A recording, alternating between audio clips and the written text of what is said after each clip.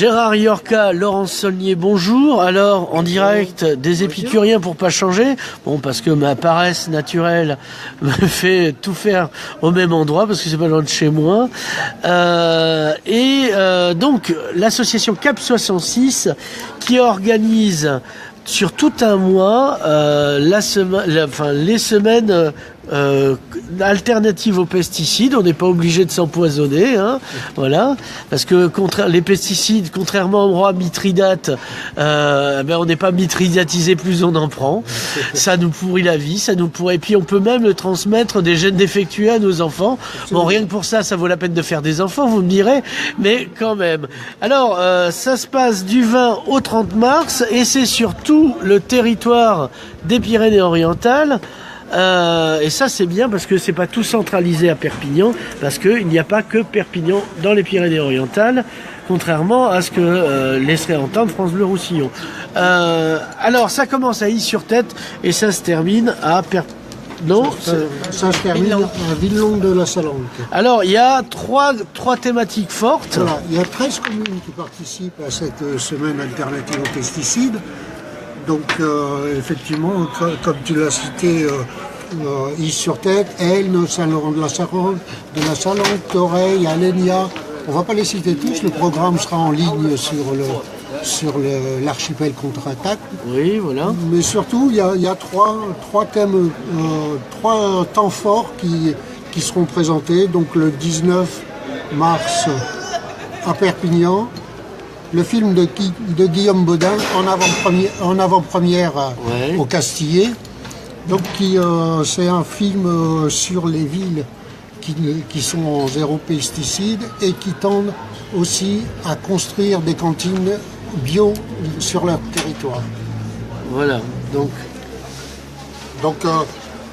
avant-première, Guillaume Baudin sera là pour répondre aux questions et entamer un débat sur la restauration collective bio et sur le zéro phyto pour les communes, qui est obligatoire depuis le 1er janvier 2017. Ah, c'est bien de le rappeler. J'en profite pour rebondir, si je peux me permettre, par rapport au projet le paramètre bondissant.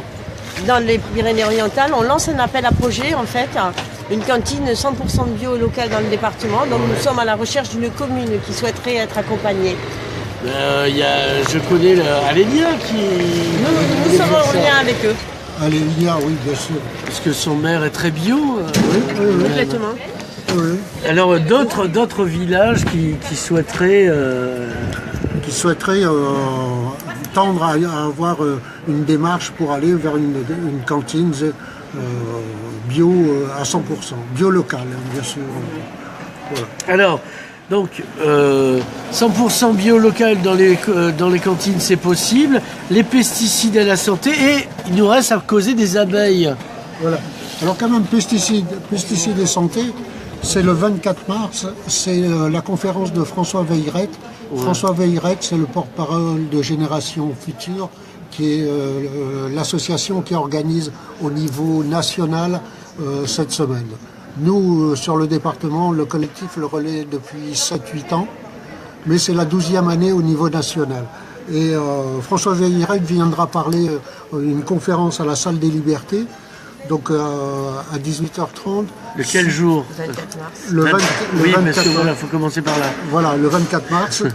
Et donc, il viendra parler en pesticides santé et les problèmes des perturbateurs endocriniens sur la santé. Alors, oui, c'est ce que je disais. Donc, les perturbateurs endocriniens, on en a partout, notamment même dans l'eau du robinet, parce que ça ne s'élimine pas par filtration. C'est ça. Et donc, dès que je bois de l'eau du robinet, je me remaquille, comme j'ai coutume de dire. Oui, c'est une formule intéressante. Comme tu as la naissance des formules, c'est vrai. Donc voilà, donc ça c'est une soirée forte donc on peut trouver la bande-annonce du film sur internet, parce que comme ça je mettrai la bande-annonce en plus. Du film Zéro Phyto, oui, c'est possible, de Guillaume Baudin. De l'intervention de Pierre Veillerette, non, c'est pas possible puisque c'est une conférence. Ouais, donc il n'y a d'accord. pas de bande-annonce. Et ensuite, bien sûr, donc On va passer par une journée à Port-Ventre, juste parce que je l'ai sous les yeux, au site de Poly, avec un troc des plantes et puis plein d'ateliers autour du jardin bio. Donc troc des plantes, atelier sur le paysage. Donc ça, ce sera à Port-Ventre au site de Poly le 26 mars. Voilà. Ça, c'est Très beau lieu, hein, donc au bord de la mer. Voilà. C'est un peu comme si on était commissaire politique soviétique. C'est un peu la datcha au bord de mer, c'est bien. Absolument, absolument. On peut se projeter dans sa datcha personnelle. Voilà. On a fait le tour. Est-ce que vous avez un site? Oui. Alors les abeilles, oui. Oui, qui sont sur le sujet des abeilles, puisque aujourd'hui les abeilles disparaissent. Oui. Donc on organise une table ronde avec Pas des parce qu'elles jouent à cache-cache, parce qu'elles meurent pas à simplement. cause de pesticides, notamment le régent, qui ont tardé à être retirés. retirées du marché, entre autres. Le Sénat a voté contre le retrait d'ailleurs. Les interactions sont multiples et c'est d'une complexité importante. C'est pour ça qu'on a demandé à différents intervenants de venir à cette table ronde pour en discuter et pour essayer de trouver ensemble des solutions pour éviter cette extinction dans le département. Alors donc, ça aura serait lieu terrible. le 29 mars, pardon. Ouais. Alors ça serait terrible. C'était Albert Einstein qui ne faisait pas que des bombes atomiques, qui parlait de la disparition des abeilles, qui parlait que les suivants c'était nous, la disparition de l'humanité, parce que notamment pour la pollinisation, ça permet. Alors en Chine ils n'ont plus d'abeilles parce que bon après ils ont des 700 millions de Chinois pour aller polliniser dans les arbres, donc ils grimpent comme ça. C'est quand même plus pratique les abeilles. Absolument, absolument. Et donc qui ne demandent pas de salaire, Donc contrairement aux cette soirée Chinois. aura lieu à Perpignan à 19h à la salle Canigou qui se trouve rue Bretonneau, numéro 30, Ouais. le 29 mars. Et nous aurons donc l'USAR, qui est l'Union syndicale de l'apiculture, Ouais. avec François Del Castillo aussi, qui est le président du GDSA, Groupement et Défense Sanitaire des Abeilles. Jean-François Despigny, qui est un vétérinaire conseil, qui viendra nous parler donc de l'impact des vermifuges, notamment sur les abeilles. Et Jean-Claude Guillaume, qui est un apiculteur écologique depuis 30 ans, ainsi que David Nivet, qui est un paysan éleveur d'abeilles. On connaît très bien. Et qui est très bien. Ouais, Et qui fait du très bon viticulteur. vin, d'ailleurs. Complètement.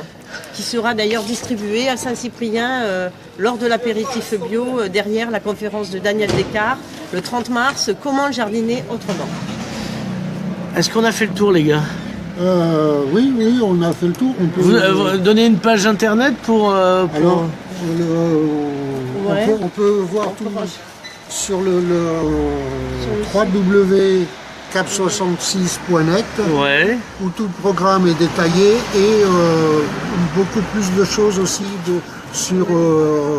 sur les gens, pour les gens qui veulent plus de renseignements sur les alternatives aux pesticides. Gérard Yorca et Laurence Solier, merci. Merci beaucoup.